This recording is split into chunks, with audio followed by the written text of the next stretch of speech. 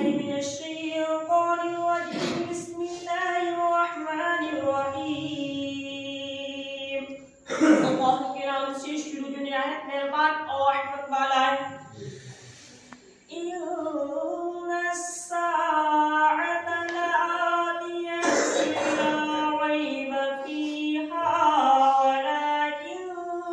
أكثر الناس لا يؤمنون ارشاد ہوتا ہے بے شک قیامت ضرور آنے والی ہے اس میں کچھ شک نہیں لیکن بہت لوگ ایمان نہیں لاتے اللہ اکبر رب تبارک و تعالی ارشاد فرماتا ہے بے شک قیامت ضرور آنے والی ہے اور رب تبارک و تعالی نے فرما دیا قیامت آئے گی تو کچھ بھی ہو جائے قیامت آنا ضرور ہے کیونکہ رب کا فرمان اٹل ہے تو جو ہے جو لوگ اس بات پر نہیں مانتے اس بات کو نہیں مانتے رب کا ارشاد فرماتا ہے لیکن بہت لوگ ایمان نہیں لاتے اس بات پر بھی بہت سے لوگ ایمان نہیں لاتے کہ قیامت آئے گی اس بات پر بھی لوگ ایمان نہیں لاتے کہ قیامت آئے گی اس میں بہت سے لوگ ہیں جو یہ بات کہہ دیتے ہیں ارے ہوگا تو کب آئے گا قیامت کب آئے گی اور کب کیا ہوگا یہ بات بھی کہہ دیتے ہیں کہ یہ تو دنیا کی زندگی ہے جی لو یار آگے بڑھنے کے بعد کیا پتہ کیا ہوگا اور کس نے دیکھا یہ الفاظ ہوتے ہیں کس نے دیکھا میرے بھائی میرے آقا صلی اللہ علیہ وسلم نے فرمایا قرآن مقدس صاف صاف فرما رہا ہے بے شک قیامت آنے والی ہے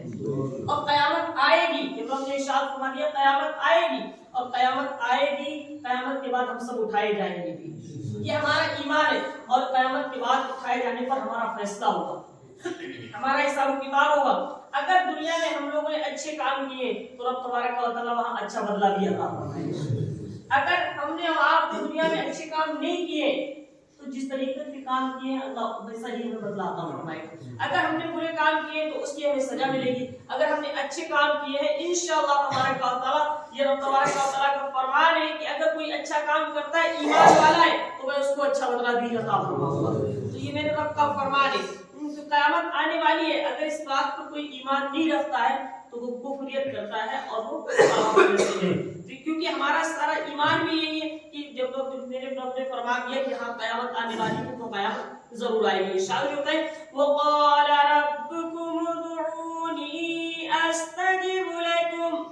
ان الذين يستكبرون عن عبادتي سيدخلون جهنم داخرين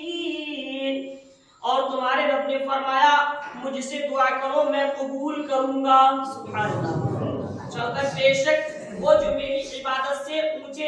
کھینچے ہیں انقریب جہنم میں جائیں گے ذلیل ہو کر اللہ اکبر رب تبارک و تعالی ارشاد فرماتا ہے اور تمہارے رب نے فرمایا مجھ سے دعا کرو میں قبول کروں گا میرا رب تو وہ ہے کہ اپنے بندوں کی دعاؤں کو زبان پر آنے سے پہلے قبول فرما لیا آؤ تو صحیح مانگو تو صحیح وہ تو کہتا ہے کہ آؤ میری بارگاہ میں مانگو سب کو غصہ آتا ہے جب ان سے کوئی کچھ مانگتا ہے لیکن رب کو غصہ آتا ہے جب وہ اس سے کوئی کچھ نہیں مانگتا رب سے کچھ نہیں مانگتا ہے میرا حق ہے کہ ہم رب سے مانگے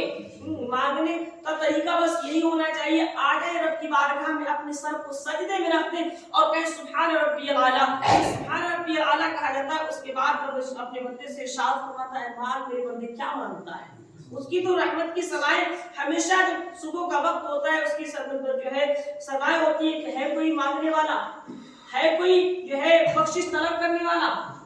وہ تو ہمیشہ یہ بات کہتا ہے لیکن ہم بھی تو کہیں گے اللہ ہم گناہگار ہیں بخش دے مجھے اگر ہم یہ بات کہیں گے میرے رب ہم گناہگار ہیں بخش دے مولا میرا رب وہ ہے جو اپنی ماں سے بھی زیادہ پیار کرتا ہے اگر کوئی ماں کسی بیٹے سے پیار کرتی نا تو وہ کم کرتی ہے لیکن میرا رب جو ہے اس سے 72 گنا زیادہ پیار کرتا ہے تو جب تمہارے قبل شاہ فرماتا ہے اور تمہارے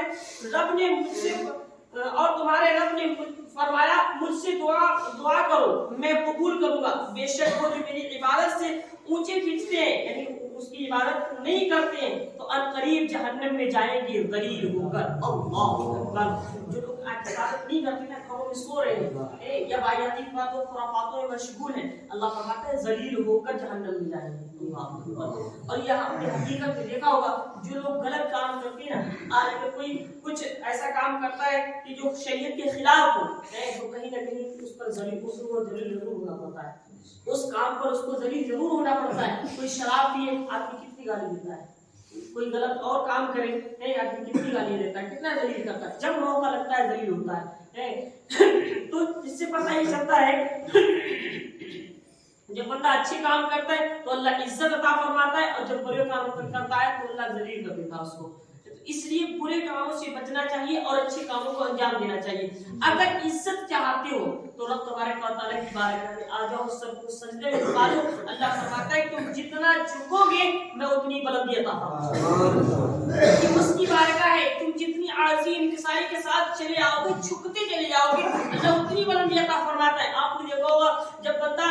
نیت باندھ کر کھڑا ہوتا ہے تو ابھی سیدھا کھڑا ہے وہ مقام نہیں ملا اس کے بعد رکوع گیا وہ مقام نہیں ملا لیکن جب وہی بندہ اپنے سر کو سجدے میں رکھتا ہے اللہ فرماتا ہے دیکھ لو فرشتوں گواہ ہو جاؤ یہ تمام جگہوں سے آ کر کے میری بارگاہ میں آ گیا ہے اور اس نے اپنی پیشانی کو اور اپنی ناک کو زمین پر رگڑ کر یہ کہنا شروع کر دیا سبحان ربی الاعلی اے فرشتوں اب تم گواہ ہو جاؤ یہ اپنی پیشانی کو بھی زمین پر رگڑ رہا ہے اپنی ناک کو بھی زمین پر رگڑ رہا ہے یا تم گواہ ہو جاؤ اس کے صدقے میں اس کی بخشش فرما رہا ہوں سوچو جب بندہ جب کلی کرتا ہے نا وضو کے لیے وضو کرنے کو شروع کرتا ہے اپنے ہاتھ میں جب پانی لیتا ہے نا تو پانی لینے کے جب اس کے ہاتھوں وضو کے لیے پانی آتا ہے پانی کے قطرے آتے ہیں وہ زمین پر گرتے ہیں اللہ فرماتا ہے حبیب صلی اللہ علیہ وسلم ارشاد فرماتے ہیں اس کے گناہ جھڑنا شروع ہو جاتے ہیں سبحان اللہ اس کے گناہ معاف ہونا شروع ہو جاتے ہیں تو سوچو نماز کا یہ چھوٹا سا ارکان ابھی وضو ادا کیا جا رہا ہے تب گناہ جھڑنا شروع ہو گئے جب بڑا سب سے بڑا اعلیٰ درجے کا ارکان ادا کیا جائے گا سب کو سجدے میں رکھا جائے گا اللہ اس وقت پھر گناہ معاف فرمائے گا تو ہر قدم پر گناہ معاف فرماتا ہے آپ نے سنا ہوگا بہت سی حدیثیں ہیں کہ اب بندہ جب گھر سے نکلتا ہے ہر قدم پر اللہ نیکیاں عطا فرماتا ہے نماز پڑھنے کے لیے بندہ نکلا ہر قدم پر نیکیاں عطا فرماتا ہے جب مسجد میں آ جاتا ہے تو اللہ اور زیادہ نیکیاں عطا فرماتا ہے اور ہر قدم پر بندے کے گناہوں کو معاف فرما دیا کرتا ہے تو اللہ تبارک و تعالیٰ سے دعا کریں اللہ تبارک و تعالیٰ جب تک زندگی میں بالخصوص اپنی بندگی کرنے کی توفیق عطا فرمائے اور جو تمام گناہوں ہے گناہ کرتے ہیں اللہ تبارک و تعالیٰ ان گناہوں سے بھی ہم سب کو بچنے کی توفیق عطا فرمائے اور پڑھنے اور سننے سے زیادہ عمل کرنے کی توفیق